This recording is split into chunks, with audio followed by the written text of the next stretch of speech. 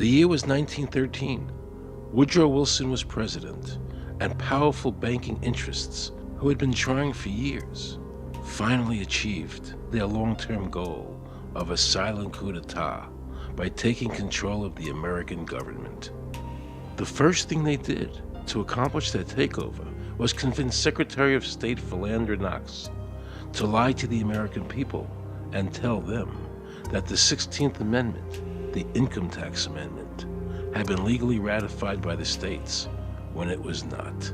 The bankers knew that this tax would ultimately end up in their pockets. Because of this fraud, the American people were led to believe there was now a tax on their labor.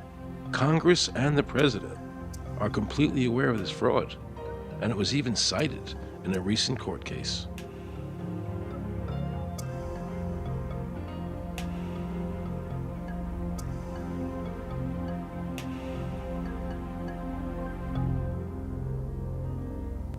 That very same year, the bankers committed their second and by far the most diabolical fraud ever perpetrated on the American people by bribing senators to pass the Federal Reserve Act without the required constitutional amendment.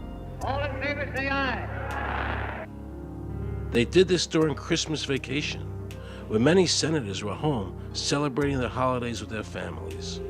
And that's how the unconstitutional Federal Reserve Act came into being. They were very clever, and they understood that whoever issued the money for America would control the government.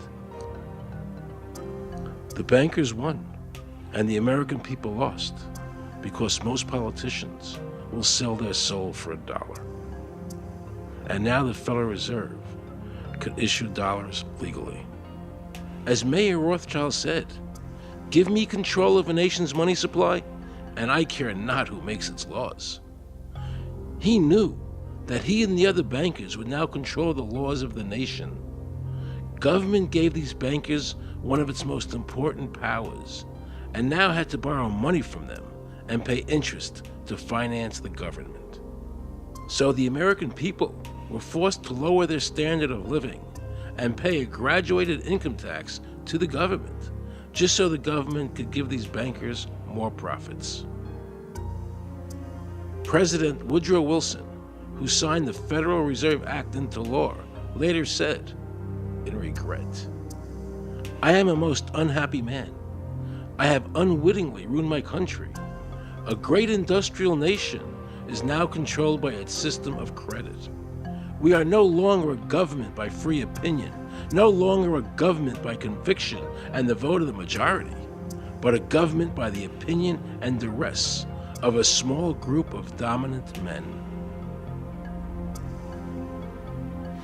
The Federal Reserve was created by Congress in 1913, and it was entrusted with the power granted originally to the Congress by the U.S. Constitution to coin money and regulate the value thereof.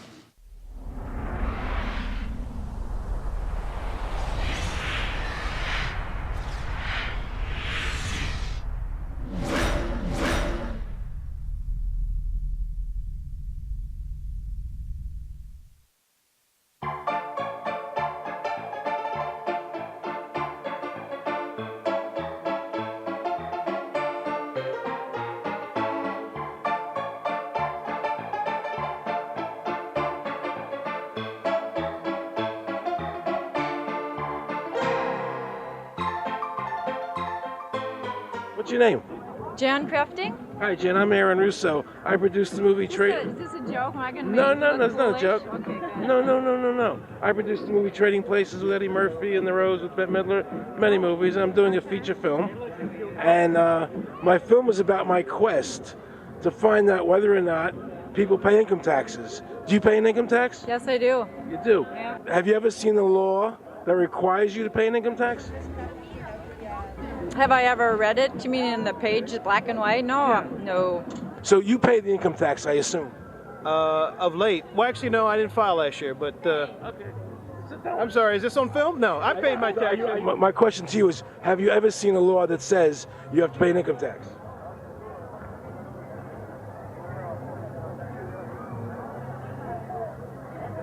law is that guy that wears that badge and a gun. That's the one that puts you in jail. That's the law. Actually, I can't stand the IRS. Okay. They're evil. Do you have any fear of the IRS? Not really, because I'm Canadian. I think it's actually unconstitutional, is what I've heard. Right. But to avoid any hassle, I pay it. If there was no law and I wasn't afraid of them coming and taking me to jail, absolutely, I wouldn't pay taxes. Okay, then no, I wouldn't pay income taxes. It's a no-brainer. You wouldn't pay it. I wouldn't pay it. Why would anybody? Because that's what they tell us we must do, else we're bad Americans. Would you pay it? No. Would you pay it? No. Why would you pay taxes if you don't have to? What if I told you that all your money that the income tax that's paid into the income tax just goes to pay the interest on the national debt? That's incredible. That's truly incredible. I thought it was for infrastructure and all the other stuff. The income tax is not legal because it would be a direct tax and it is not apportioned as the Constitution demands. If it's against the Constitution, then why are we doing it?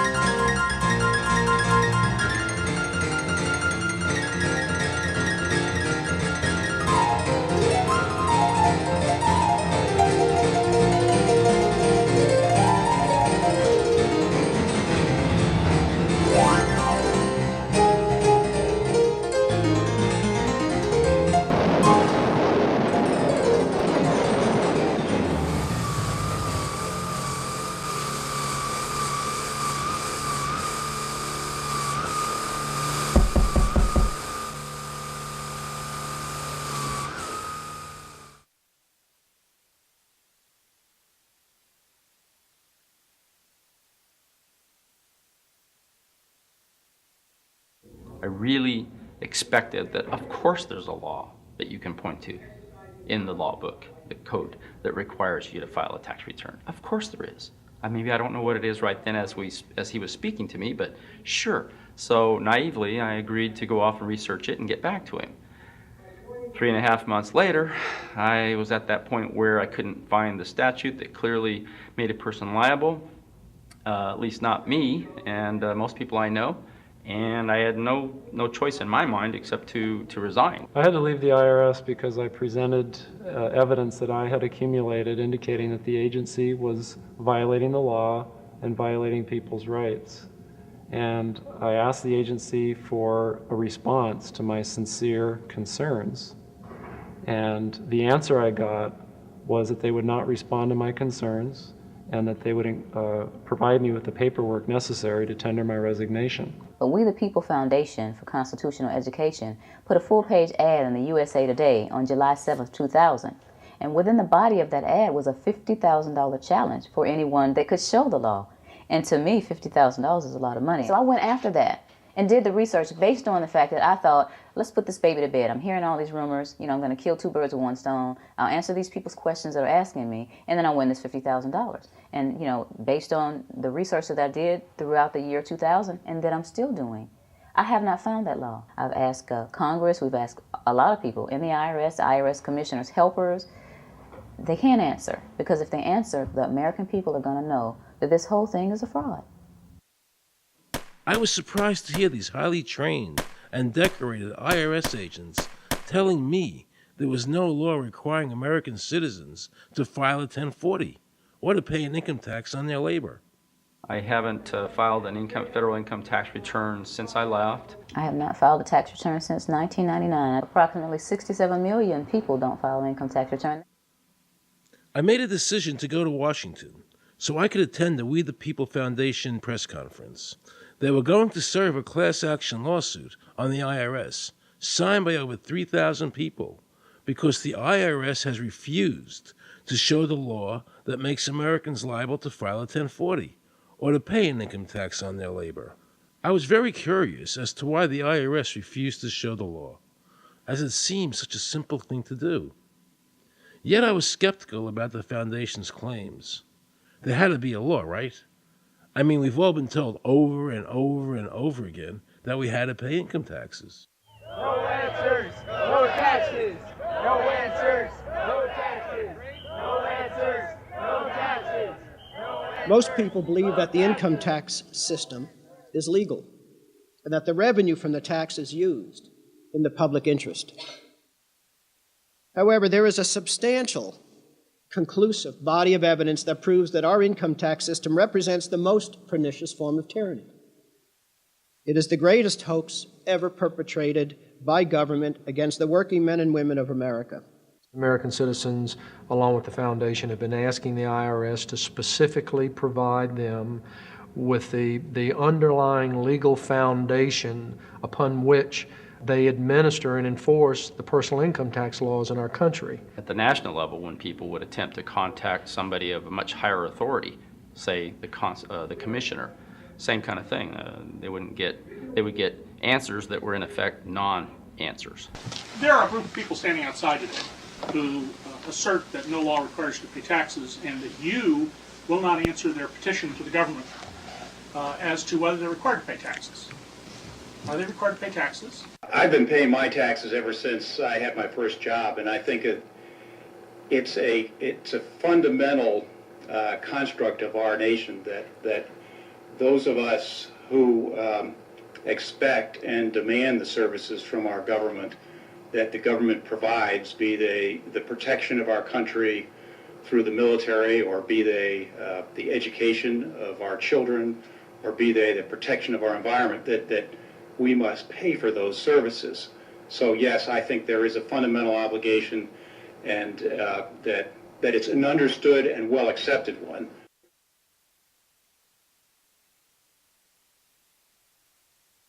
Joe Bannister and I had a meeting in the White House with President Clinton's economic advisor, Jason Furman.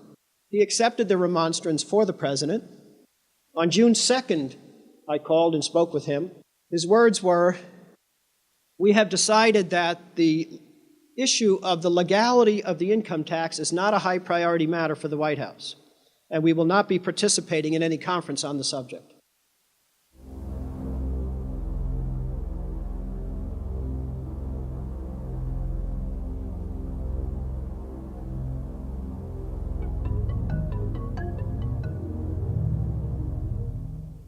I decided not to eat until my death or until the government agreed to send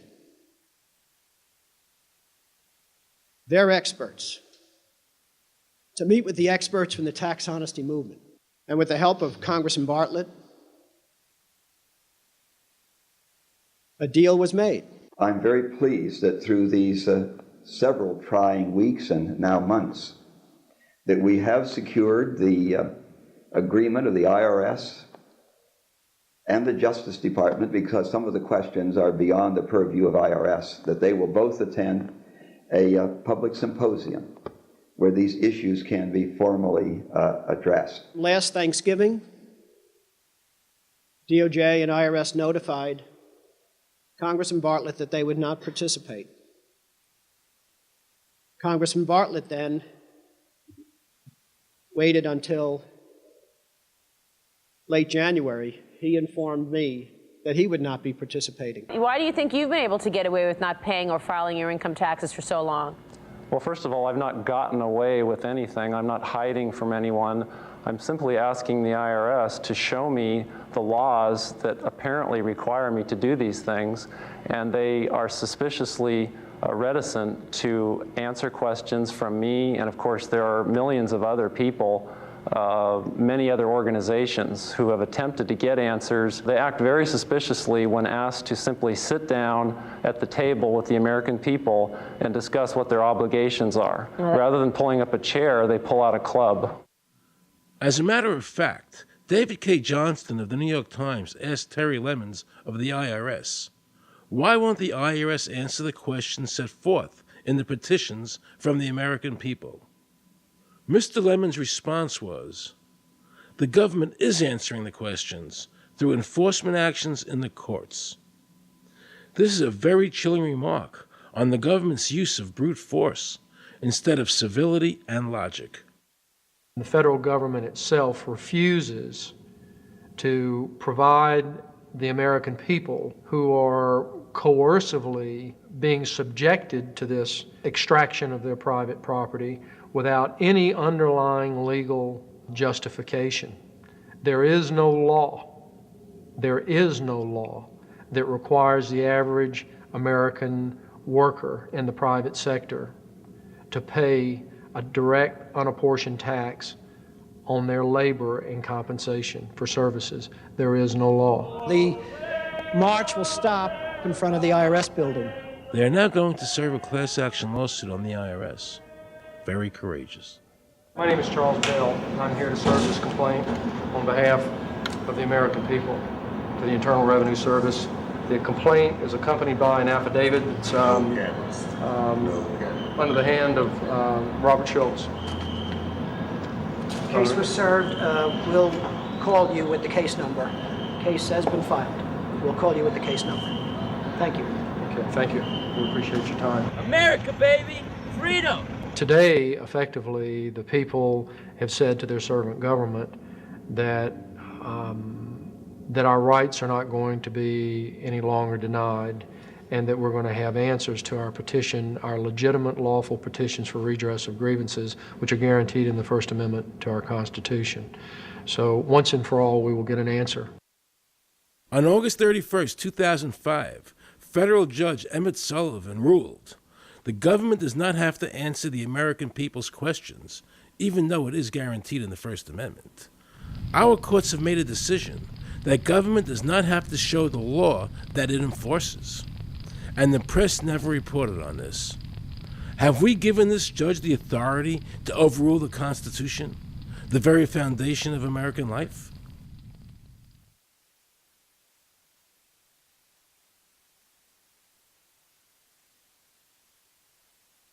I believe that in both spirit and substance, our tax system has come to be un-American. Death and taxes may be inevitable, but unjust taxes are not. The country's taxes must be fixed, and I know what to do with it. If you think you're paying too much now, just wait till I get through with it. Now, Mr. Hanley, I'd like to ask you something. What does the government do with all the money we give them in taxes?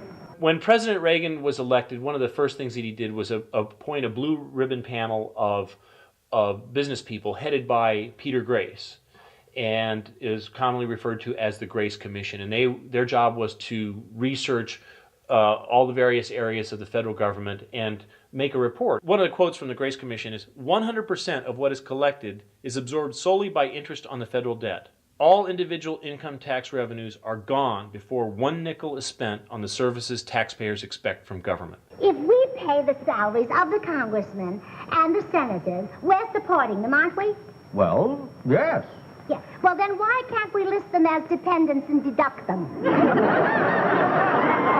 We've been brainwashed. People have been told, that you need this income tax system to fund government, which is absolutely ridiculous. I mean, my question is, well, if that's true, how did we fund government from 1776 to 1913? The main purpose of the income tax is not to raise revenue, but to redistribute wealth and to control society. A lot of people might say, well, gee, if there wasn't an income tax, what would happen to education? They don't understand that education is paid for the most part, out of state and local taxes, your property tax. People might say, well, how are we going to build and maintain our highways? If there's no money coming into the government, we need our highways. There is a tax on every gallon of gasoline that people buy. Proceeds from the income tax do not pay for highway construction. The amount of money that we spend on defense is exactly equal to the amount of corporate income tax, which is quite legal and quite constitutional. I think we should not want the income tax for several reasons.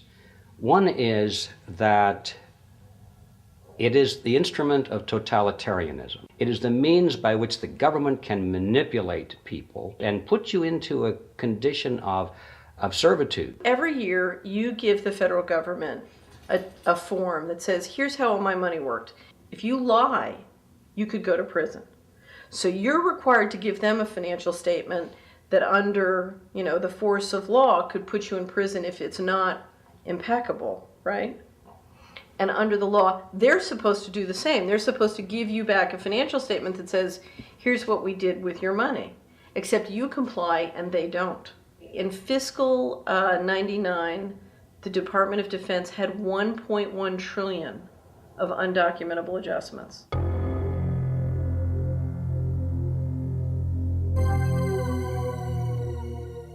The following year, they had 2.3 trillion of undocumentable adjustments. I decided to call the IRS. I spoke to Anthony Burke in media relations.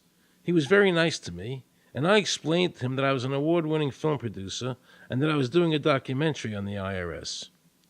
He seemed a bit stunned by this, then explained to me that Commissioner Everson nor anybody else would go on film to discuss the income tax. But he did say he would call me back. I thanked him for that, but I couldn't help wondering, why was the government making it so difficult for people to see the law? So I decided to bring my crew down to the IRS building to see if I could find some employees to interview. And here's what happened. I said you cannot film here, that's it. Who are you to tell me I can't film here? What's the law? Just tell me where the law is that says that. Can you show me the law that says I can't film here? Is America a free country? I told him they couldn't film here, and he's asking 9 million questions. I told him that's a federal government law. Hey, I told him he couldn't film here. He's telling me he's a citizen and all that, so... He told me I couldn't film him and saying, where's the law that says I can't film here? And I'm asking another question, sir. Then Homeland Security showed up, because I was such a threat to Washington. You got a driver's license up? Yeah, I do. Put that away for me. After convincing Homeland Security I really wasn't Osama bin Laden, I kept wishing the IRS would allow me to interview somebody. Why wouldn't they show the law? What were they so nervous about? I began to have a frightening thought. What if it was our own government we had to be afraid of? With that disturbing thought in my mind, I went to see a group of tax experts.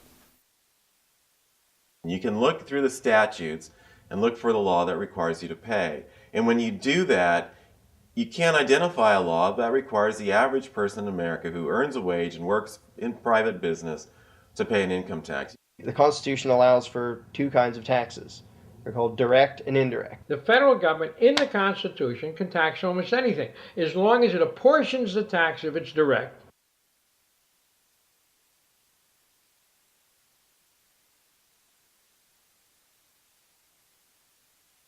The indirect tax is, for example, an excise tax. I can avoid the excise tax on gasoline. I can choose to ride my bicycle.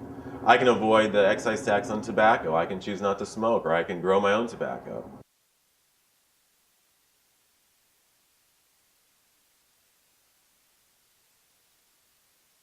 The income tax which is being applied now doesn't meet the criteria of either direct or indirect taxes. The IRS claims that in 1913, the 16th Amendment, the Income Tax Amendment, allowed the government a third form of taxation. What was the Supreme Court's ruling on that? The Supreme Court in the case of Stanton versus Baltic Mining. I mean, what could be clearer than this? The provisions of the 16th Amendment conferred no new power of taxation. The Russo case also said that the 16th Amendment did not impose any new taxes and did not change any of the taxing restrictions of the Constitution. There were also several other major Supreme Court cases in that same period from 1916 up until about 1923. Stratton Independence versus Hobart, Southern Pacific versus Lowe, Bowers versus Curbo Empire, Burnett versus Harmel, Doyle versus Mitchell. It's actually very simple. Congress tried to enact an income tax in 1894. The Supreme Court said that's unconstitutional. When the Supreme Court says something is unconstitutional, it's unconstitutional. They tried again in 1913, and the Supreme Court said the 16th Amendment conferred no new power of taxation. So, if they didn't have it then, and they didn't get it, they don't have it. There is no constitutional basis for a tax on the wages of Americans living and working in the 50 states of the Union. Period. End of argument. I have a letter here from Daniel Inouye's office out of the United States Senate that says, based on the research performed by the Congressional Research Service, there is no provisions which specifically and unequivocally require an individual to pay an income tax. Period. End of story. There is no law, and to date, nobody has been able to show that there is a law for the average American citizen working day in and day out to pay an income tax. The definition of income in the Constitution was given in the Eisner versus Macomber case, and it turns on gains or profits that are made from some activity. Doyle versus Mitchell, 247 U.S. 179, 1918. Here's what he said. The idea of gain or increase arising from corporate activities. In other words, it doesn't mean wages, it doesn't mean dividends, it doesn't mean alimony. It means a gain or a profit arising from corporate activity. These liens that are recorded against people by the government for tax liens are nothing more than allegations. They are non-substantive. They have never been determined by a neutral third party, such as a court, to have one shred of validity. If you ever get a notice of an audit or anything else, the first thing you should do is a Freedom of Information Act request for records that they're using to substantiate or justify the audit. There is nothing in the Internal Revenue Code that creates any such thing as an income tax evasion or crime. There's nothing in the code that allows IRS agents to seize property. The government is involved in judicial blackmail. The government knows that if it legally seizes somebody's property, that person doesn't have the funds and he can't even get a lawyer who can help him. I conducted investigations in the Title 18, the Criminal Code, the U.S. Criminal Code. And in there, the statutes and the regulations are very specific as to what's violating the statute. In the Internal Revenue Code, Title 26, there's nothing specific in there. I mean, even the FBI feared the IRS. You have to understand that an agency which will unlawfully impose a tax that doesn't exist is not going to care. If we, the people, don't know what our rights are, they're not going to tell us. If Americans just learned that the IRS was actually knowingly deceiving them, that would be enough for them to rise up and put a stop to it. This small booklet includes the Constitution of the United States, the Bill of Rights, the Declaration of Independence. This is a document that every citizen should read. It's a document which freed an entire nation. This is the Internal Revenue Code, and this document, and the unlawful application of this document by the Internal Revenue Service has enslaved the nation that this document attempted to free. I was very impressed with the people in the tax honesty movement. They weren't kooks, they were highly intelligent, well-researched, and very genuine. I was wondering why I never heard about all these Supreme Court decisions in the media.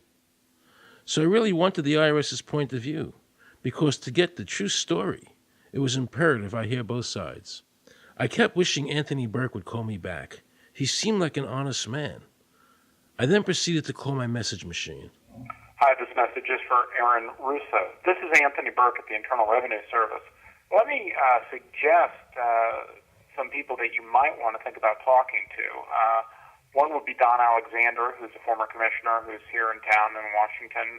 Another would be Sheldon Cohen, who is both a former commissioner and former chief counsel. All those guys, I think, can answer your question about, where in the tax law it says that you have to pay taxes. Wow, good news, I thought.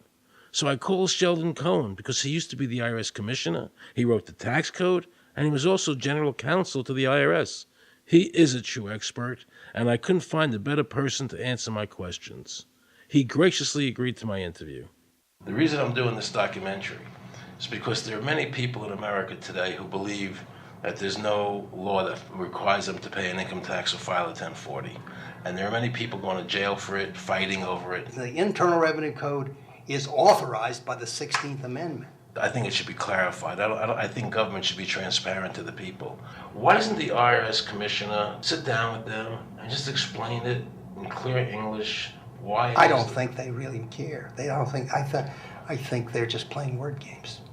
You don't think they're sincere people? No, I don't think they're sincere people. What does voluntary compliance mean? And why does the IRS code say it's voluntary to comply, not mandatory?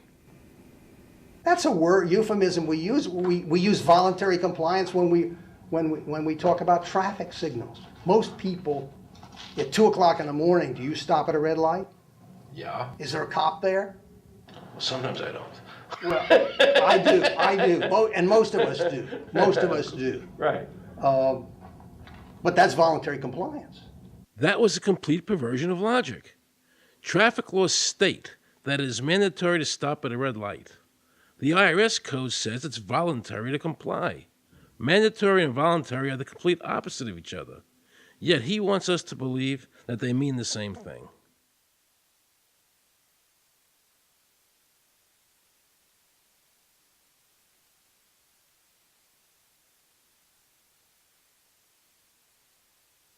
So can the government criminally prosecute somebody of information put on their 1040? Yes. Right, so doesn't that violate the Fifth Amendment? No. But the Fifth Amendment says I don't have to do anything that incriminates myself. Well, it doesn't incriminate you to put your income down. But you said before I could be put in jail for it. The commissioner wants us to believe that although the IRS demands that you fill out the 1040 and you can go to jail for it, that they are not violating your Fifth Amendment rights of self-incrimination. That is absurd. Isn't it true that the word income is not defined anywhere in the Internal Revenue Code?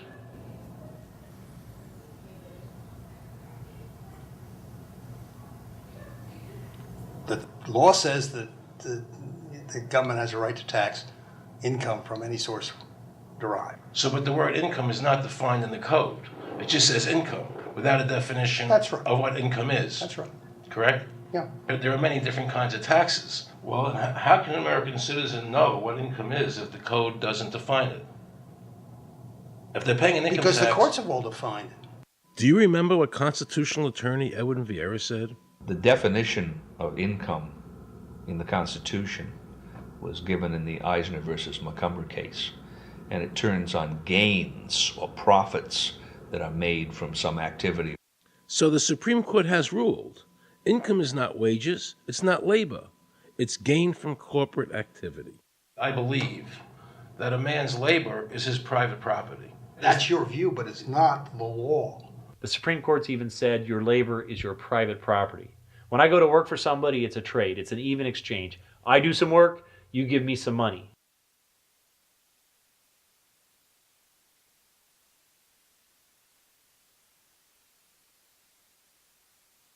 In 1916, we had the Bruce-Shaber case and the Stanton case. And the Bruce-Shaber case and the Stanton case said that the 16th Amendment gave the government no new taxing power. I'm not going to argue the niceties of that with you. And it came up again in a case called Peck versus Lowe, where the Supreme Court said the 16th Amendment did not extend Congress's taxing power to any new or accepted subjects. In other words, if you weren't taxable before the 16th, you weren't taxable after the 16th. Today I interviewed a juror, who sat on a case, and they found the person not guilty for lack of filing, And I asked her why they found him not guilty. And she said because the IRS couldn't show us the law that made him liable to file a 1040. All they need to do, if there is a law, is to show us the law. Which, of course, they never did. And the reason they didn't do it was why? Because there is no law. Title 26 requires you to file a return. But doesn't Title 26 have to be in compliance with the Supreme Court decisions? You're going to take a 1920 case and superimpose it on the whole Internal Revenue Code that was written after it? No, that's not... I can't believe what I just heard. Rewind. You're going to take a 1920 case and superimpose it on the whole Internal Revenue Code that was written after it? No, that's not... Remember he said earlier the Internal Revenue Code was authorized by the 16th Amendment? The Internal Revenue Code is authorized by the 16th Amendment. Remember, the Supreme Court said the 16th Amendment did not give the government any new taxing power. These decisions have never been overturned. Let's listen further. Can the lower courts overrule the Supreme Court? No. How are they putting people in jail today for not paying a tax on their labor when the Supreme Court said they don't have to? Doesn't the IRS code have to be in compliance with the Supreme Court? That's my big Aaron, question. this is a waste of time. Well, Because whatever I say, you're not going to believe. He's right. I don't believe him. And neither should you. He wants us to believe we should obey the IRS code, which is being enforced in violation of the many Supreme Court decisions. If the Supreme Court made a decision... Thank you, Aaron. I think we're finished. I'm sorry, Mr. Cohen, you're doing that. Well, I'm sorry that you constantly re-argue the point. You're liable because the law says that you're liable, and the courts say the law says you're liable, and that's why you're liable. You see, he's talking about the lower courts, who are not in compliance with the Supreme Court, as they have to be. Doesn't the court have to be in compliance with the Supreme Court? The Supreme Court has so held.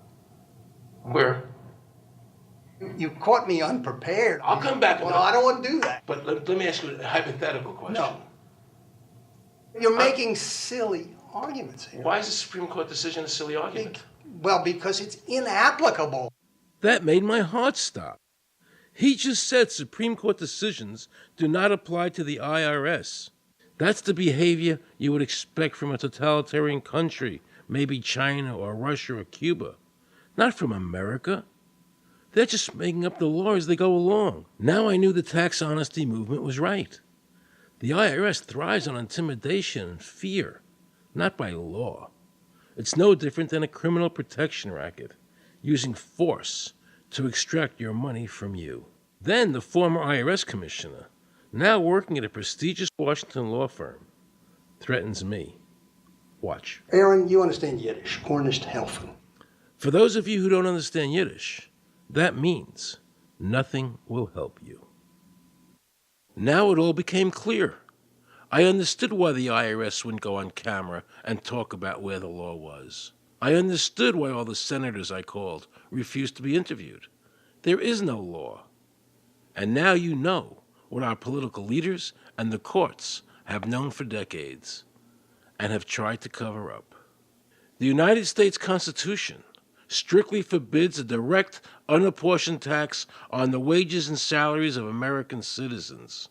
The United States Supreme Court has consistently ruled that the income tax is a tax on profits and gains, not on labor and wages. On behalf of the American people, I challenge the IRS to show me a statute that allows a direct, unapportioned tax on the wages and labor of the American people. And if I'm wrong, I will give my most humble apologies to the IRS. If the IRS is wrong, and there is no law, then every person who's been jailed should be let out of jail immediately, and any assets seized should be returned to their rightful owners. If this is a nation of laws and a free country, then the IRS should show the law to the American people.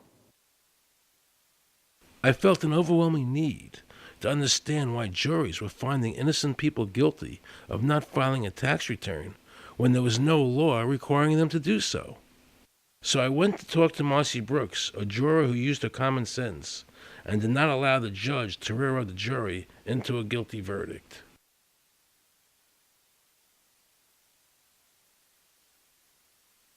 He was being tried for 4 counts of not filing his income tax. Okay. And our question was, well, what is to decide? Either he did or he didn't. It never occurred to us that he might actually be innocent while at the same time not filing. In the federal government, it is not a felony not to file taxes. Finally, they said, okay, if we're going to get this guy, we're going to have to put it in the state. They called up the IRS agent, Agent Craner. Craner? Yeah. Robert Craner? Mm-hmm. This is Ken Doherty, who's also an investigator with the Illinois Department of Revenue. This is a request for a copy of the delegation of authority order. Right, and I talked to my boss about that, and he said that my badge is that. Badge is the authority. I thought it had to be in writing. The last question that the defense asked him was, did you write any of this down? And Agent Craner looked right at him and right at us, and he said, I never wrote anything down. And yet when we saw the video, there he was, writing notes, you know. And so I'm thinking, okay, at this point, the judge is supposed to say, Agent Craner, it is clear that you have committed perjury. It wasn't even noticed. It finally came to the climax. Mr. Harrell looked right at the prosecutor, and he said, I will tell you the same thing I have told over and over again to government officials. You show me the law that requires me to file a tax return, and I'll be glad to do it. And again, I ask, under what is the requirement that you claim and are required to do these things? And the requirement under the regulations is what section? My question to you is, what particular act are we discussing here that I am liable to do these things that you claim I'm liable to do? Your exact question would be again? Okay, what is the section that what? But I guess I'm still not understanding your question, Mr. Harrell. Well, you must be familiar with what that you have the police powers to enforce. Yes. The prosecutor absolutely ignored him. And he started slandering Mr. Harrell. Just started attacking his character. They're calling us tax cheats, they're calling us fanatics, they're calling us weirdos. I don't care what you call me, but I have one question. Where is the law? Show me the law. They can't let this turn into a rational debate, because if they do, they lose it. So they have to insult people and say it's frivolous. We felt like that there was an overall arrogance and that they were railroading Mr. Harrell and wanting us to participate. Judge Coogan, he looked right at us and he said, I will instruct the jury according to the law. We were sent to deliberation. The judge promised us that he would give us the law. And we looked and we looked and it was not there. We wrote a note to the judge asking for a copy of the law. 10 minutes later, we get a note back. You have everything you need. But there was no law. And he had promised us. At that point, I felt betrayed. I felt like this man promised us the law, and that's what this whole thing is about, the law. We request it, and he still denies us the law. And the reason they didn't do it was why? Because there is no law. Remember, we're talking about the Illinois state law here, okay, which is a law in Illinois. So we got out that law, and we read it several times, and I said, okay, wait, you know, because they kept saying, but this is a law in Illinois. And I said, look at the beginning of it. It says, anyone required to file a federal income tax return is required to file an Illinois tax return. I said, if it is true that he's not required to file a federal return, then that nullifies the Illinois law. Two people, they kept saying, but he's going to get by with it. And I said, what is he getting by with but his rights? If there is no law, he's not breaking a law. He's just standing on his rights. Are we going to deny him that? That's when this one juror sat back and kind of rolled his eyes and he said, you mean we don't have to pay taxes?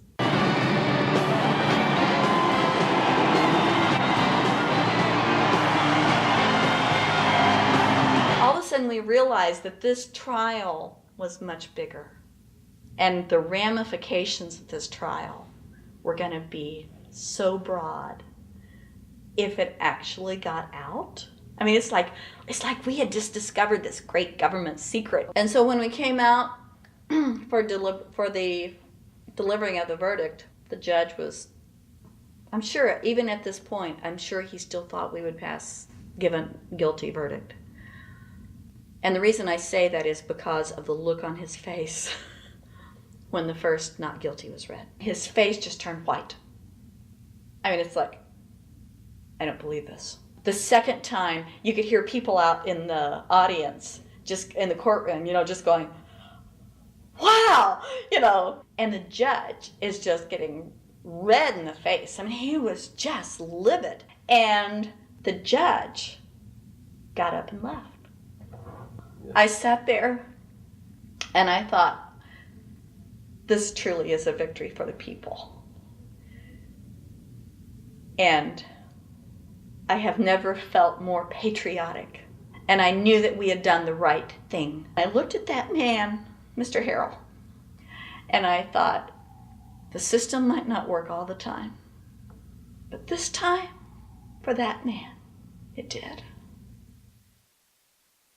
In November 2004, the government arrested former IRS criminal investigator Joe Bannister. They charged him with fraud for telling the American people the truth about the income tax laws. The jury obviously agreed with Joe. Well, it just showed Mr. Bannister to be honest and straightforward and working within the law. Vernice Kuglin, a Federal Express pilot, claimed there was no law requiring Americans to file an income tax. She also won in court. 24 people were criminally charged by the IRS because they claimed there was no law requiring them to file an income tax return. The fact is, neither the judge, nor the prosecutor, nor the IRS could bring that statute in there because it's not in the books. The jury came back with an acquittal for everyone. When the matter is put to the test, which means in terms of court and enforcement action, there is a 100% success rate in shooting down these arguments.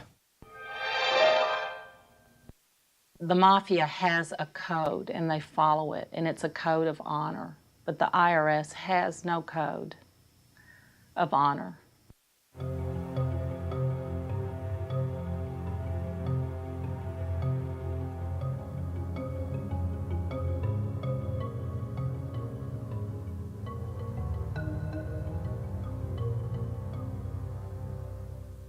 Meet Judge Dawson, a federal judge presiding over the Irwin Schiff tax case, who denied Irwin the ability to prove to a jury that there was no law requiring Americans to file an income tax return. He denied Irwin the right to prove to a jury there was no law by stating, "I will not allow the law in my courtroom."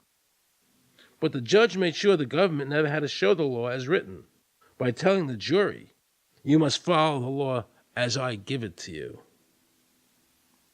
Nobody can know what the law is because the law is what the judges say the law is. The lower courts today will not allow people, especially in tax cases, to bring in Supreme Court decisions as their evidence.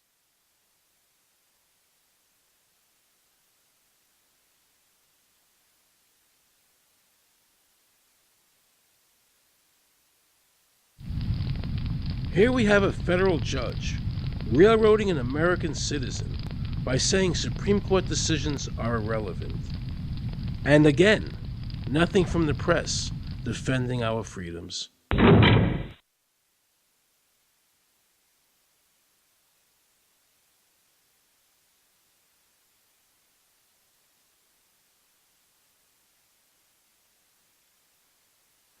So if you ever find yourself as a juror on a tax case, be sure to ask the judge to show you the statute written by Congress that allows the government to tax the wages of the American people.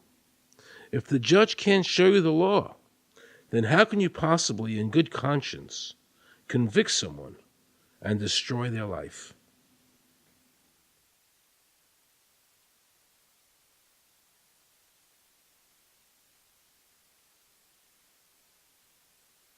Let's see how the IRS treated one of America's greatest heroes, and someone I cherished as a child. Joe Louis was an American icon. Victorious in his first 27 fights, the Brown Bomber quickly rose to heavyweight champion of the world. His 1938 knockout of German Max Schmeling, who represented Hitler's Aryan ideal, earned him the admiration of millions of Americans. Is watching carefully. Louis measures him right to the body, a left hook to the jaw, and Schmeling is down. The count is high. Right after Pearl Harbor was bombed, Joe had a title fight where he donated his fee to Navy War Relief. Well, Oh, I'm not working for nothing. I'm working for my country, and I think that's about the greatest piece of work that anybody can do. Well, I certainly agree with you for that, but you're turning over an awful lot of money. Well, we all turn over a whole lot for this country at this time. Joe volunteered for the segregated army and defended his title while in the service, this time donating his normal fee to Army relief. I'm only doing what any red-blood American would do. Since the checks were in Joe's name, the IRS taxed him on their full amount, even though he never saw a penny of it. At the end of the war, Joe was awarded the Legion of Merit. But what most people didn't know was that the IRS was charging him $50,000 a year in interest alone on his debt. When Joe's beloved mother died, leaving him $600, the IRS immediately seized it. They also confiscated all of his children's trust funds. Joe was forced to continue fighting until he was 37 and out of shape, just to pay off his ever-mounting debt to the IRS, which grew to $1 million, $100,000 a year just in interest. At the end of his life, Joe was forced to become a greeter at a Las Vegas hotel just to make ends meet. It was a shameful thing to see a man like him, great fighter, great human being, being humiliated and destroyed in this manner, because after all, when you owe Internal Revenue money, no matter what you have, they take away from you. And they took a lot away from Joe Louis.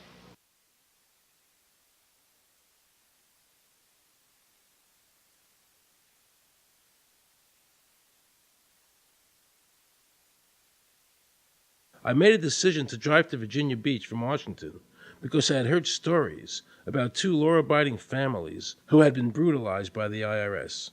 They were falsely accused by their bookkeeper of being drug smugglers and tax cheats. And incredibly to me, without any investigation, the IRS proceeded to raid their place of business and their homes, even though they had done absolutely nothing wrong. On Saturday morning, 4 different raiding parties proceeded to raid 4 locations on a Saturday, the day before Easter. I was the manager on duty, and I was up in the deli, and people came through the door. How many came in the door? Maybe about 15 or 20 people. 15 to 20 Yeah. armed agents. With dogs, with guns.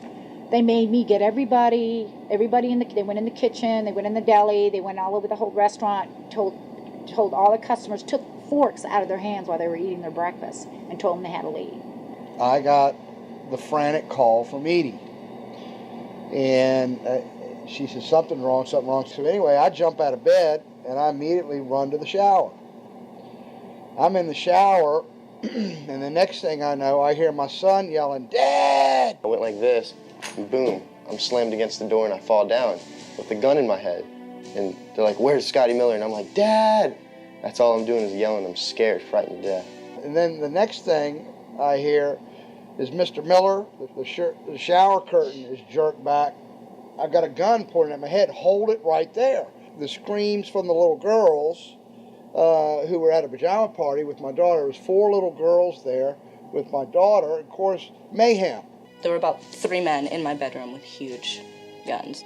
He followed us and wanted to watch us get dressed, and I tried to shut the door, and he puts his foot in the door, like he's going to sit there and watch us change our clothes. And I was like, excuse me, no. My neighbors now are all standing out. Were you still naked? Well, they handed me a towel at that point. I had a towel wrapped around me. Did the towel fit? No, hardly.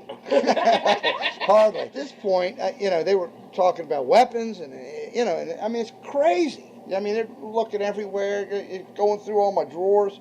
And I reached for my underwear drawer to get some underwear. They said, "Don't touch anything." Boom. They're locking their guns up. They said, "Hold it right there. Don't move around. Don't move. I'm going, whoa. I said, "I'd just like to get some underwear on here, I said, I got women standing here. They keep everything. How did you conduct your business if the IRS took everything? We had to do it out of a shoebox so we could keep going because we requested these things, and I'm told that the government's really not, once they do raid and so forth, they're supposed to at least let you, until you're charged with something, continue your business. This wasn't the case. They kept everything. So you were never even charged? Absolutely not. Charged with what? And when you speak IRS, the whole world shrivels up.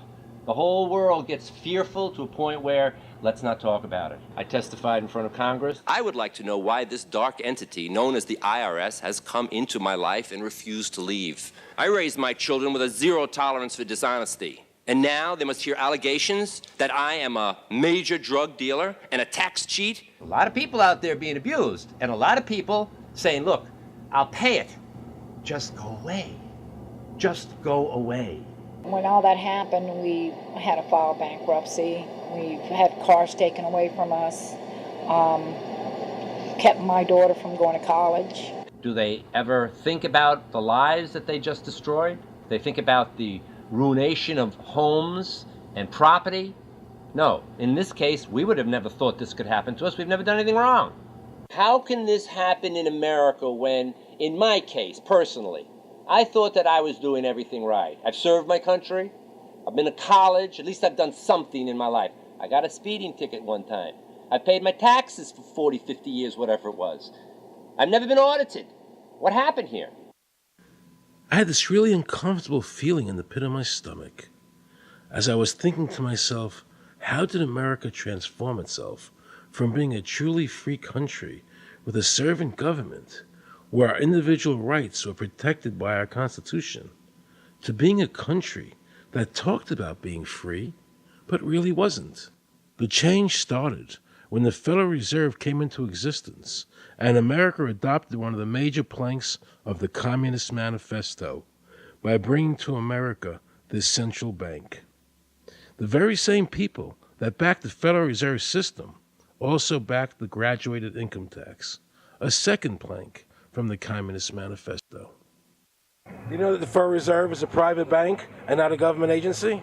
No, I wasn't aware of that. It's a private bank? That would scare me quite a bit. What if you learned that the Federal Reserve makes money off the taxes you pay? How would you feel about that?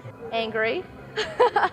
Like I'm feeling right now. I would feel cheated by my government. I'd be angry. It's really frustrating that we're paying money for something that isn't benefiting us in any way whatsoever. It kind of sucks. They're pretty much in control of everything.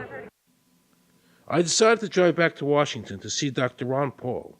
He had been a congressman for over 20 years. I had met him previously in 1998 when I was running for governor of Nevada, and I knew him to be an honest and sincere man, and I thought he'd be very helpful in letting me know what the future holds for the American people. Who owns the Federal Reserve? It's secret, and we can't find out what's happening. But the Congress created it, and it's not authorized in the Constitution. The government borrows money from a private corporation using the name Federal that prints United States on it, and then it pays back to the Fed, which is owned by private banks. We don't know who all those private banks are. The money that the government is paying back to the private bankers is the money that comes from you and me. Why in the world would the American government borrow money and pay fees on it when it has the authority to make the money itself interest-free? The Federal Reserve is no more federal than Federal Express. I've never seen a full list of ownership for the Fed. I don't think anybody has. The government works for a private bank, and the private bank works for its owners, the true masters. People talk to me about, the issue of Republican versus Democrat, as if they don't get it. And I say, look, here's the way you get it. It's organized crime. All you do is you call the Republicans the Genoveses, and you call the Democrats the Gambinos. The people at the top, they treat it like a crap game, like it's their crap game, like they're making lots of money. Occasionally, somebody at the table shoots each other, but the moment anything threatens their crap game, they all unite to protect it. They're both controlled by the same financial, economic, and corporate interests. Once the banks get into the picture and they form a partnership with the government gives them the legal power now to create bank-issued money backed by the coercive power of government to require everybody to accept that bank money. In the course of the last century, they have converted this nation from a nation of independent freeholders to a nation of employees. And they're just one step away from being serfs. Most people spend the great bulk of their money for taxes, interest, and inflation. And all of that money goes to these two groups that comprise the cartel and their partner, the federal government. It's not a coincidence. So if Congress used its legal authority to shut down the Federal Reserve System, the the American people would be much better off. Government should create, issue, and circulate all the currency. Creating and issuing money is the supreme prerogative of government and its greatest creative opportunity. Adopting these principles will save the taxpayers immense sums of interest, and money will cease to be the master and become the servant of humanity. Abraham Lincoln. Young people today are conditioned practically from the cradle on up to think that credit is a wonderful thing. You don't want to damage your credit. You want to do what you can so that you can go to the bank and get a good loan. There are no people who own their own property, who own their own houses, who own their own business, who finance their own business. They're only debtors. The average young person today has no concept that he's being drawn into a web, a trap, like he's in the feudalist system, only he's going to like it. He's going to think, this is wonderful. I got my new red Corvette and I'm in debt for the rest of my life, but I'm looking good. A decision was made. Let's get all the debt up, let's move the jobs abroad, and instead of re-engineering your skills, we're going to dumb down America, and so the middle class will disappear. Really what most of the people in this country have become is food for the debt machine. When a person borrows money, it puts a noose around their neck and makes them servant to the lender, which is exactly what the Federal Reserve System is designed to do. And now our Congress, so dominated by the banks, is helping them to entrap people even further by passing new bankruptcy laws, making it more difficult for the people to declare bankruptcy and get a fresh start, while at the same time allowing the banks to charge very high rates of interest. This is the way the Democrats and Republicans, working with the banks, legally enslave the nation. Credit card industry is a huge political contributor. And unfortunately, a certain number of... It just seems so, like I say, just bald. This idea that credit card industry gives a lot of money to the government so they will protect them even to the just abject disinterest of their own constituents. That happens kind of a lot. The board of directors of the Federal Reserve System is chosen by the president from a list prepared by the bankers themselves. The process of finding a Greenspan replacement is ongoing and is being managed by a small group of people responsible for coming up with a list of nominees. It's important that whomever I pick is viewed as an independent person from politics. If the American people ever allow the banks to control the issuance of their currency, the banks and corporations that will grow up around them will deprive the people of all property until their children wake up homeless on the continent their fathers conquered. Thomas Jefferson. So the Federal Reserve is actually an illegal entity functioning within government. It's illegal, and what we have given to this so-called agency is the authority to counterfeit money. Do you have any points of view about the Federal Reserve and how the Federal Reserve operates? They just enter something on a computer. Oh, you need 20 billion today. Here's 20 billion, but they got that out of thin air. It came out of thin air, it goes to the Treasury then pays their bills. So it's no different than monopoly money.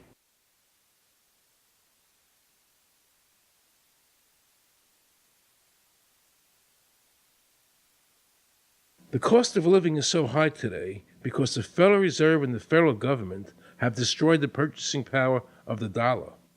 The dollar today is actually worth about 4 cents, despite the fact that the government, the Federal Reserve, and the media keep telling us that they're protecting the value of the dollar. This is a lie. All countries who have ever attempted to create money on thin air, the currency is eventually destroyed.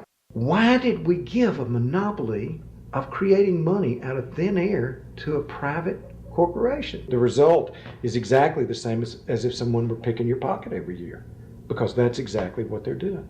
Originally, paper was a receipt which is used as evidence that the money exists. Over the years, of course, the government has disconnected the paper from the actual tangible substance, which is money. So now we have a piece of paper which is evidence of nothing. In the past, people were able to take their receipts, the paper, to the bank and get the real money, the gold, in exchange for the receipt.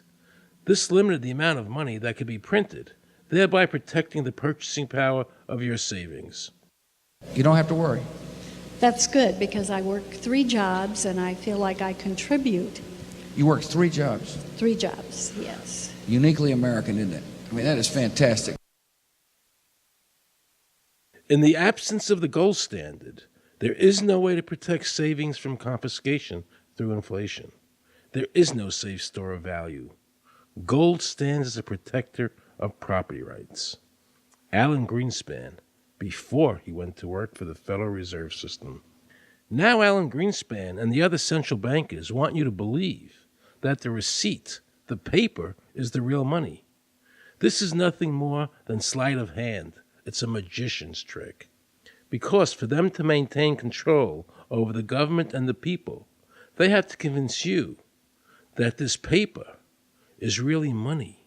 Because that is the essence of their power and our powerlessness to maintain control over our own government.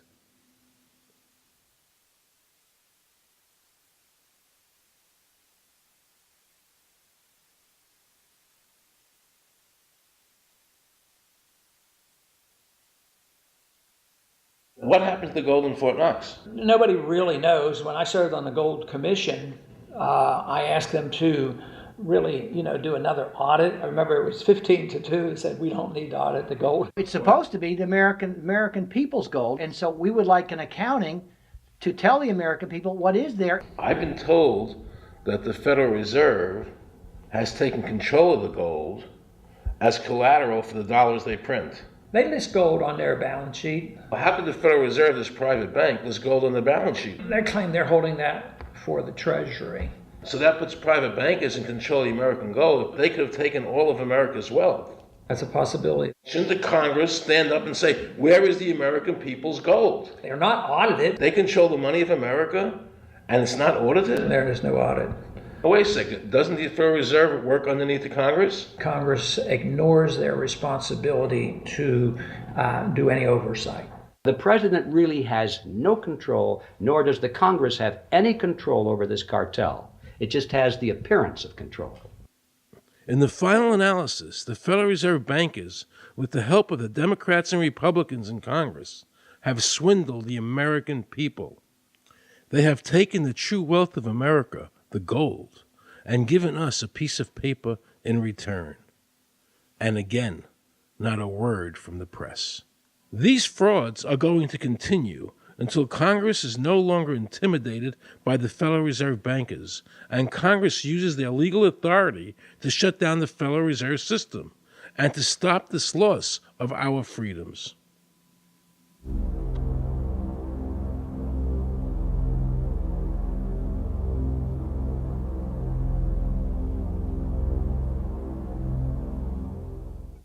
Is there a law that requires people to file a 1040?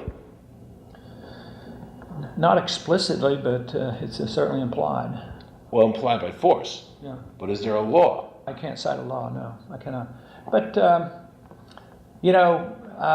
if they think it's the law and they have all the guns, it's an authoritarian approach. Well, yeah, but that's authoritarianism. Yeah. That's not a country run by law. Do you think America is going deeper and deeper into becoming a police state? And if so, in what ways do you see that as a congressman? Yeah, I think we're moving in that direction because there's not much we can do without permission. The absence of a police state is that people are free, and if you don't commit crimes, you can do what you want. But today, you can't open up a business, you can't develop land, you can hardly do anything. You can't go to the bank, you can't go to the doctor without the government knowing what you're doing. And they talk about medical privacy, that's gone. Financial privacy, that's gone. The right to own property, that's essentially gone. So you have to get permission from the government from almost everything. And if that is the definition of a police state, that you can't do anything unless the government gives you permission, we're well on our way. This is something that people eventually, I hope, will get sick and tired of and say, enough is enough. I sincerely believe the banking institutions having the issuing power of money are more dangerous to liberty than standing armies. Thomas Jefferson. You must understand the Federal Reserve is a cartel made up of the major banks in America, and they are the ones that are running the show, not the federal government. The powers that be behind the system, the financial interests, are able to exercise a disproportionate amount of influence on not only the economic structure of the country, but the political structure.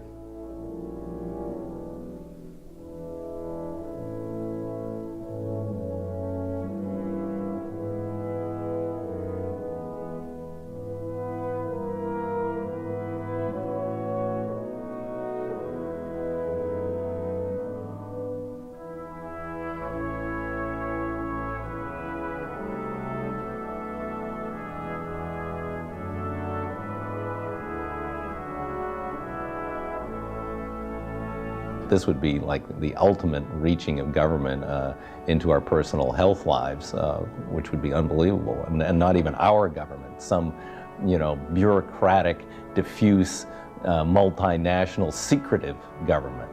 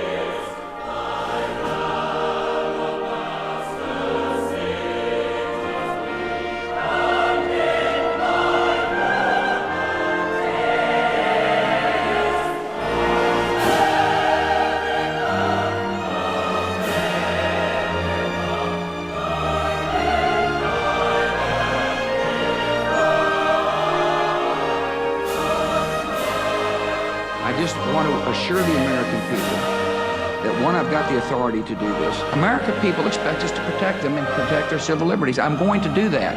Preserve, protect, and defend the Constitution of the United States. The Constitution of the United States. So help me God. So help me God. So help me God.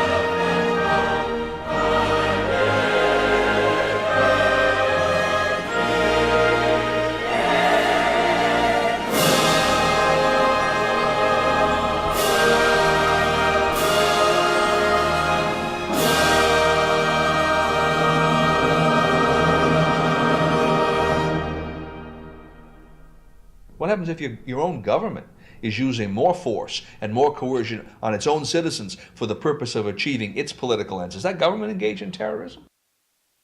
Now let's watch the government add insult to injury to the people of New Orleans. No one will be able to be armed. We will take all weapons. That happened today in this wealthy neighborhood where homeowners had armed themselves to protect their mansions. Residents were handcuffed on the ground. In the end, police took their weapons but let them stay in their homes. Wasn't that kind and generous of the government to allow people to stay in their own homes? How thoughtful. Of course, they couldn't defend themselves from looters. For many of the police and guard troops, it is an uncomfortable job to do this in an American city. You never expect to do this in your own country. Walking up and down these streets, you don't want to think about the stuff that you're going to have to do. We are losing our right to property.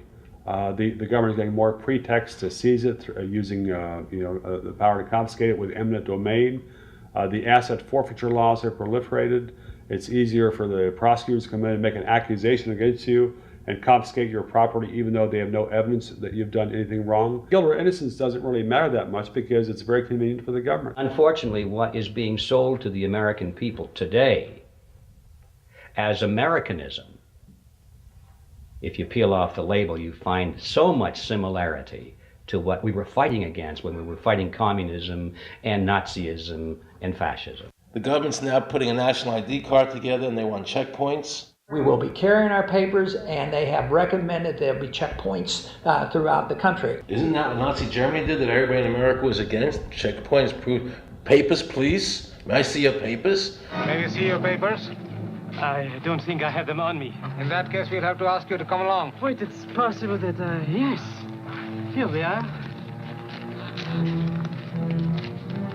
These papers expired 3 weeks ago. You'll have to come along. Halt!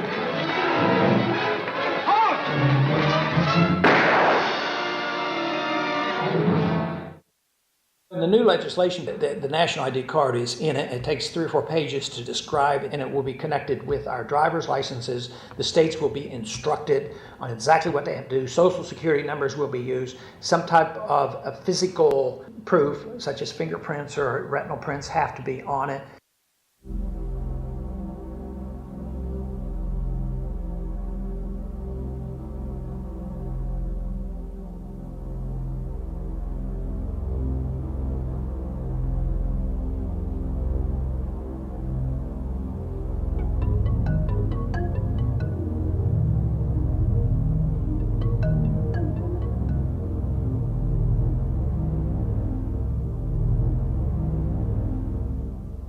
It is time to wake up, America. These ID cards are not about defeating terrorism, but they are all about controlling the American people. I arranged an interview with Catherine Albrecht, a leading authority on the RFID chip. Her book entitled Spy Chips is the definitive book on this subject. I wanted to find out just how dangerous these chips are to our liberties. RFID is a technology that uses tiny computer chips the size of a grain of sand or even smaller, hooked up to miniature antennas to transmit information about items at a distance. Back in 1999, Procter & Gamble, Gillette, and MIT got together to find a way to commercialize this technology and make it small enough, make it efficient enough, and make it low cost enough to, essentially, their dream is to put one of these tiny computer chips on every physical item manufactured on planet Earth. The latest technology for identifying people at the point of sale, for identifying people when they make purchases, is actually the implantable chip that you can actually embed directly into human flesh. It's a tiny glass capsule about the size of a grain of rice. It contains an RFID computer chip with a coiled antenna, and it can transmit information also at a distance.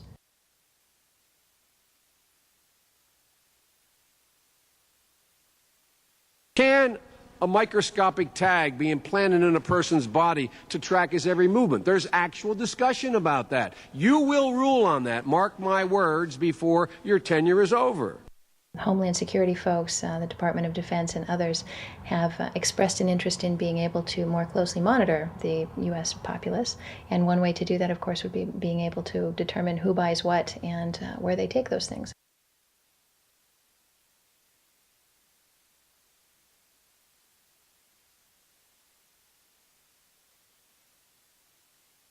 Radio waves can travel through walls, they can travel through wood, they can travel through the things we normally rely on to protect our privacy. For example, your purse, your backpack, your pocket, anything you're wearing or carrying. Kraft Philadelphia cream cheese has been tagged with RFID and sold to consumers, as have Mach 3 razor products and other Gillette razor products, without the knowledge of the consumer. One of the tiny chips could actually even be the dot on the letter I on the back of the fine print on a package that you purchased. They were talking about having reader devices in every airport, on every bus, on every train, on every port, on every dock. One of the most worrisome applications of RFID are proposals to put them into cash, meaning that you would be able to track every banknote, where it had been, who it had been issued to, and create, in essence, an audit trail. That would essentially take away the anonymity of cash that we now enjoy today. The ATM machine itself, as the money came through the roller device, would be reading each number, and they would know who you are because, of course, you identify yourself at the bank before you take money out. And down the road, when you go to pay at a major retailer, it would also be possible for them, as they're putting the money into the cash drawer, to simply feed it through a little reader device. It would go in, It would tag that number and transfer possession from Aaron Russo, say, to Walmart. Once everything you do is tied down to a single number and there is no longer the ability to pay with cash, then all it takes to render you a non-citizen is to simply turn that chip off. You will no longer be able to really participate in any function in society, including buy food. So through the implementation of the Federal Reserve System, the American citizen has gone from being a private individual who had real money, gold, in his possession that was private, to a citizen who has no privacy because all money is now being digitized. They can deduct whatever amount of money they want out of your digits whenever they want. They can trace you whenever they want. You'll be at their mercy. God forbid we allow this to happen in America. This is absolutely Orwellian. I mean, it's talking about Big Brother looking over your shoulder at absolutely everything you do, every purchase you make, every place you go, every company you interact with. All of that would be reported back potentially to the government.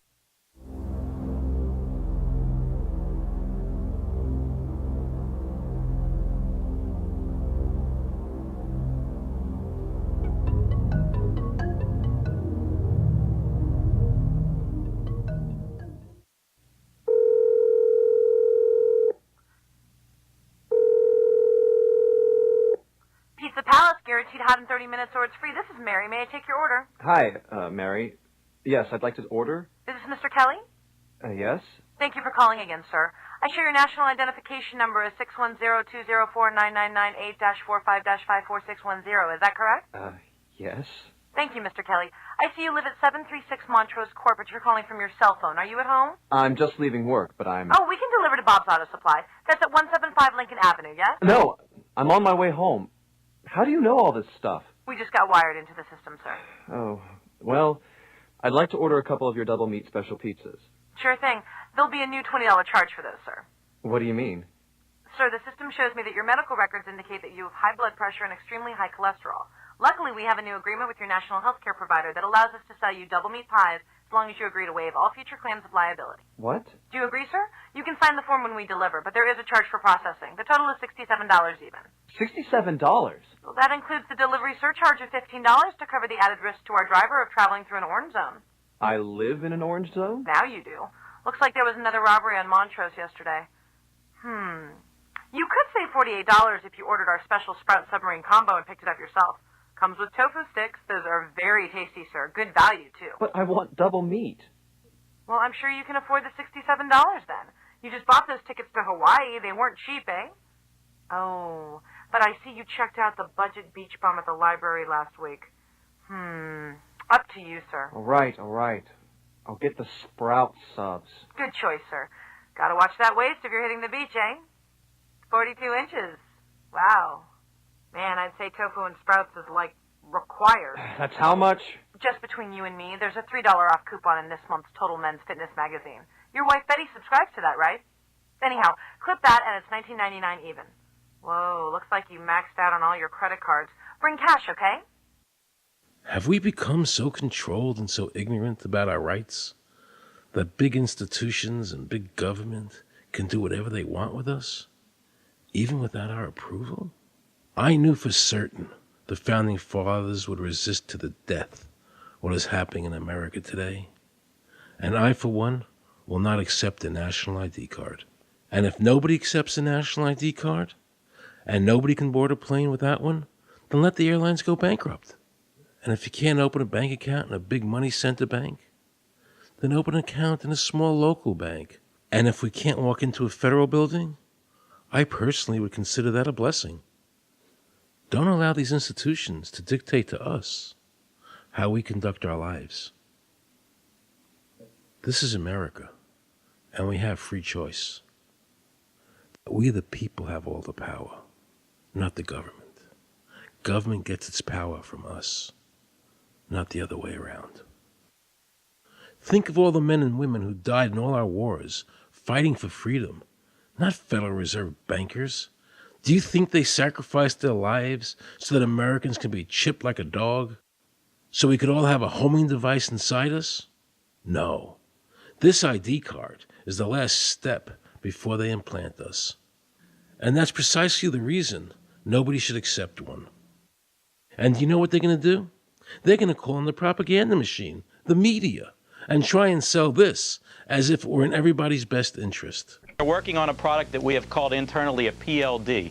PLD stands for Personal Locating Device, which is an implantable GPS for which our company owns a patent.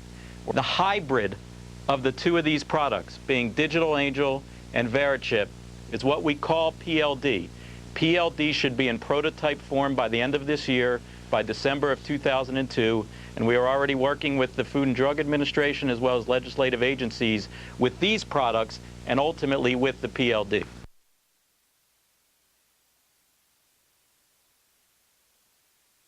We have a Florida family who are really pioneers in a brave new world. They have volunteered to be the first ever to have microchip identification devices implanted into their body. After 9/11, I was really concerned with the security of my family. I wouldn't mind having something planted permanently in my arm that would identify me. Talk about identification papers. Watch what happens to a woman in Florida whose license was suspended. Get out of the car or I'm going to tase you. The next street off the Seacrest.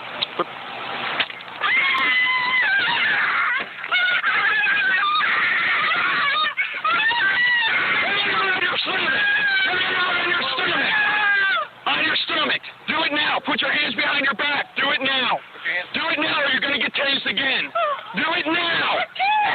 Do it now. On your back. Put your hands behind your back. Put your hands behind your back. I can't. Sure you can. Come here. Oh, got it. You got blood on your Oh, my God. You tased me and you handcuffed me? Yep, you're under arrest. For what reason? Your license is suspended. All the power is in the people. And to the extent that government becomes alienated from the people, does things that people don't want, power is transferred until you finally come to a police state, totalitarian state, whatever word you want to give it, where the desires of the people really have no consequence. They go out and they vote. Doesn't make any difference which candidate they elect. I'm a programmer. I work for NASA, work for ExxonMobil, work for Florida Department of Transportation. Mr. Curtis, are there programs that can be used to secretly fix elections? Yes. How do you know that to be the case? Because in October of 2000, I wrote a prototype for President Congressman Tom Feeney at the company I work for in Oviedo, Florida, that did just that. And when you say did just that, it would rig an election? It would flip the vote 51-49 to whoever you wanted it to go to and whichever race you wanted to win.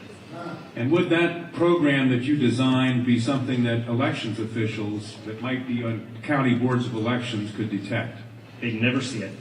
So how would such a program, a secret program that fixes the election, how could it be detected?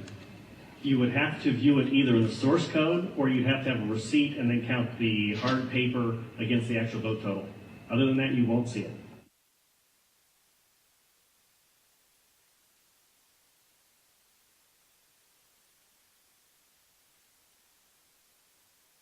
Given the availability of such vote rigging software and the testimony that has been given under oath of substantial statistical anomalies and gross differences between exit polling data and the actual tabulated results, do you have an opinion whether or not the Ohio election, presidential election, was hacked? Yes, I would say it was. So in other words, there's absolutely no assurance whatsoever in anything with regard to these machines? Absolutely none.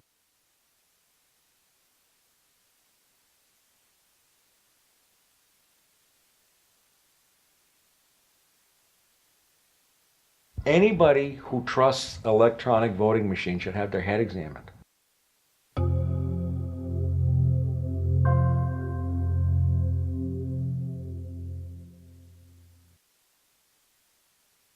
Many of the voting machine companies are owned and operated by foreign agencies.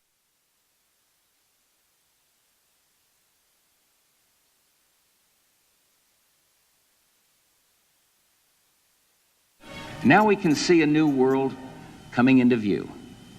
A world in which there is the very real prospect of a new world order. The New World Order will be built, an end run on national sovereignty, eroding it piece by piece, will accomplish much more than the old-fashioned frontal assault. Council on Foreign Relations. We shall have world government, whether or not we like it. The only question is whether world government will be achieved by conquest or consent. Paul Warburg, Council on Foreign Relations and architect of the Federal Reserve System. There's a group that get together internationally and they sort of play God with our money. You think that's part of what George Bush said was the One World Order? They can't have a new world order only with a world police, military. Right. I think the financial system ultimately is even more important than the guns. The central bankers of the world are working together to create a one world government, a global police state as sinister as anything George Orwell ever wrote about, where every person on the planet Earth will have an RFID chip implanted, where the bankers and the governments can monitor every transaction you make. A chip in everybody would be the universal monetary system par excellence, because there'd be no escape from it, and you'd be totally under the control of those who issue the electronic impulses in that chip. Their strategies are being accomplished through the World Trade Organization, the International Monetary Fund, and the Bank for International Settlements, which is the central bank for all the central banks of the world. Most people don't have a clue that these unelected private bankers actually control the governments of the world. They have financed and profited from every war since World War I without concern for humanity. The war in Iraq is an attempt by the Federal Reserve and their partner, the Bank of England, to control the Middle East and to make it a part of the New World Order.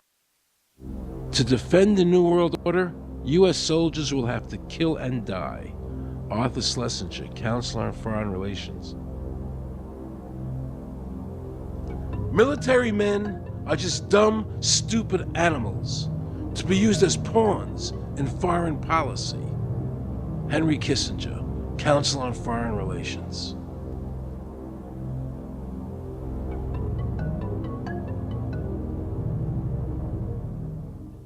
Now let's listen to this quote by Robert Reich, a member of President Clinton's cabinet and one of his most trusted advisors.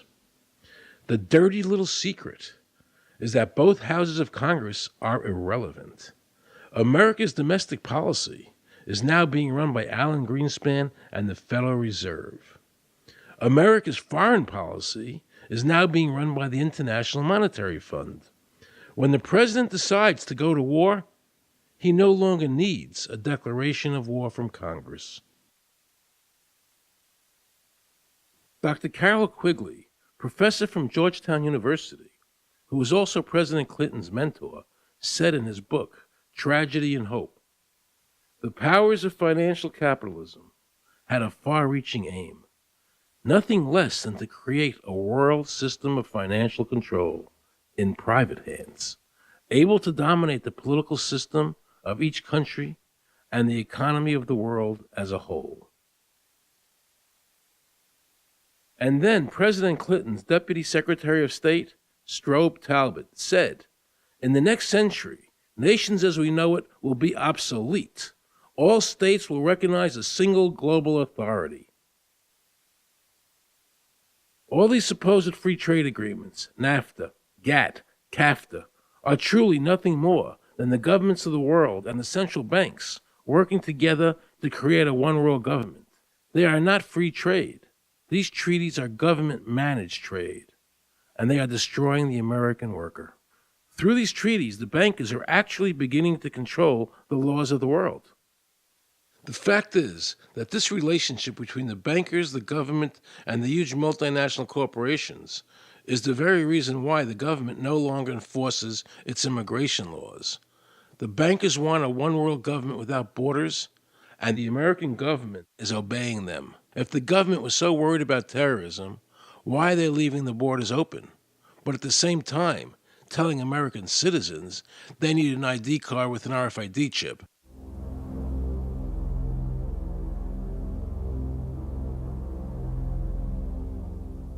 Osama bin Laden could not come over here and limit your rights or my rights to free speech, from search and seizure, from all of these elements in the Bill of Rights. Impossible for him to do that. They could never accomplish that on their own. But through our government, they've apparently accomplished that. Look what happened in Europe. The people that voted down the European Constitution wanting each country to stay sovereign.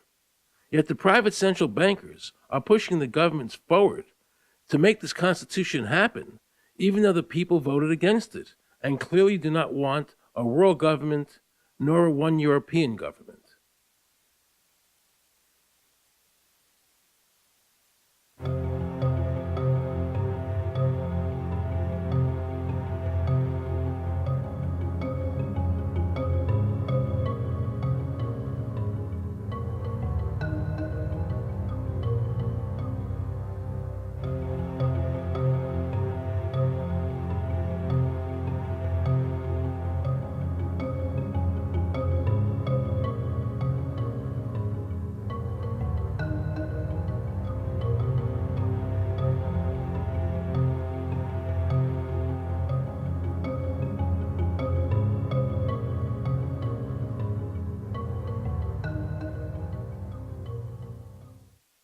Now pay close attention to this quote by David Rockefeller, and you'll understand what is happening in the world today and where the American people are heading as a nation.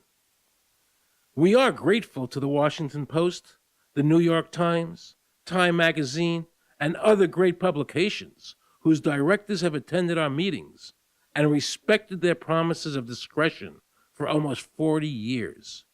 It would have been impossible for us to develop our plan for the world if we had been subjected to the lights of publicity during those years.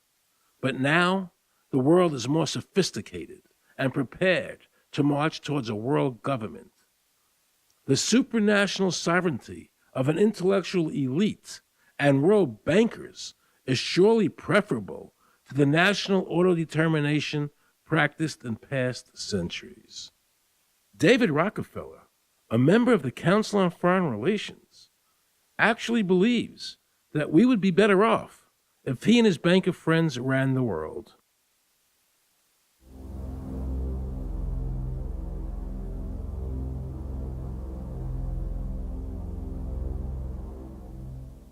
Benito Mussolini had a great quote about fascism. He said that fascism should be called corporatism more properly because it's the perfect merger of power between the corporation and the state.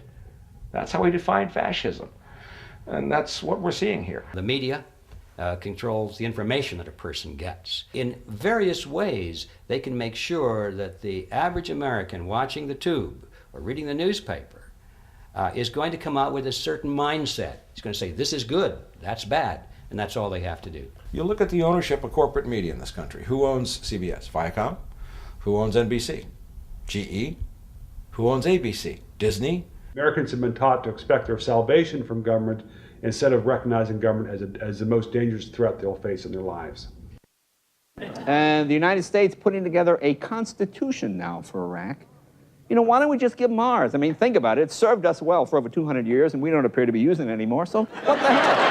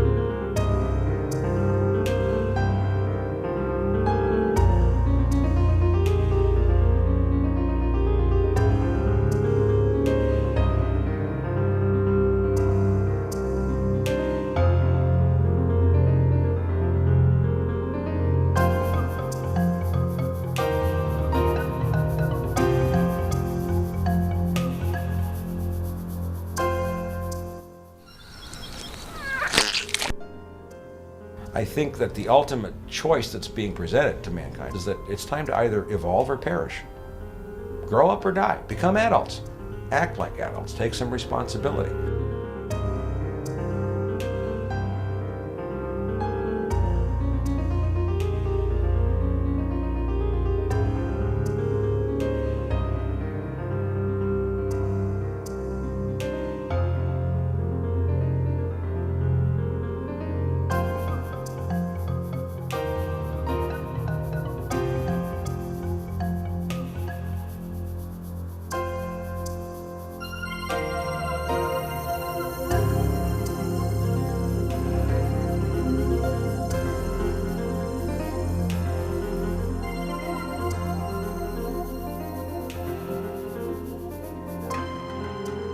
I like the old idea where you could do what you thought you could do and what you wanted to do as long as you didn't hurt other people.